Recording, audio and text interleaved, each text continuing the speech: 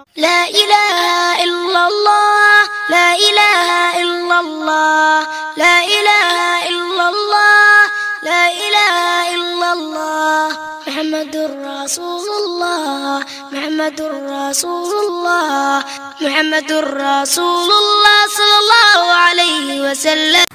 السلام عليكم ورحمة الله وبركاته.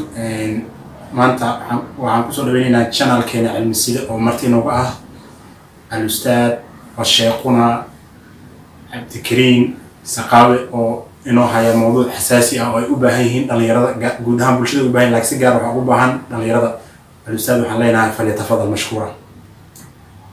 الله رب العالمين وصلى الله وسلم وبارك على سيدنا محمد وعلى آله وصحابته الكرام أجمعين. أما بعد فسلام الله عليكم ورحمته وبركاته. أحباب الكرام أدبا دين سلام يا ملو البؤد جوكتان iyo si walba aad ila socotaanba maanta waxaan idin hayaa mowduuc qiimo badan oo ka hadlayo dhaqanka wanaagsan iyo muhiimadda uu ku leeyahay islaamka dhexdiisa.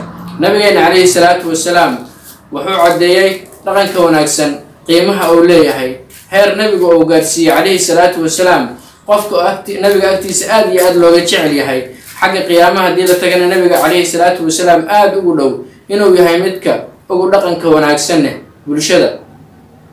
نبي عليه الصلاة والسلام وحوليه إن من أحبكم إلي وأقربكم مني مجلسا يوم القيامة أحاسنهم خلقا متك أنا أكتيد لو جعلان بدني هاي متك يقوم مجلس لو مالك قيامها ومتك يدنكو لغن كوناكسنه ولا الحد ما حاسو بيسا لغن كذا هجاجي وإلهي كبر سبحانه وتعالى وإلهي كحراو والنبي عليه الصلاة والسلام أخلاق دي سكا أخلاق يالو oo dhaqankaada bedel. nabigeena calayhi salaatu wasalaam sidaas oo kale wuxuu leeyahay markii la weydiiyay can akthari maa yadkhulu nnaasu aljanna dadka waxyaabaha ugu badan oo ay jannada ku galaan wuxuu nabigu ku jawaabay calayhi salaatu wasalaam taqwa allahi wa xusnu lkhuluq alla ka cabsiga iyo dabeecadda wanaagsan. sidaas oo kale markii la weydiiyay can akthari maa yadkhulu nnaasu nnaar dadku waxyaabaha ugu badan oo ay naarta ku galaan nabigu calayhi salaatu wasalaam wuxuu leeyahay alfamu walfarj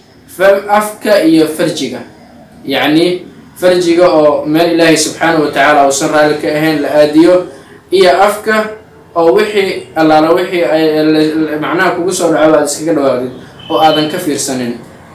waxaa loo baahan yahay akhlaaqdeena inaan hagaajino waxaa loo baahan yahay dhaqankeena inaan wax badan ka bedelno waxaa loo baahan yahay waxyaabaha dhaqan xumada oo social mediaha lagu wado in laga joojiyo oo ilaahay subxaanahu wa tacaala loo laabto.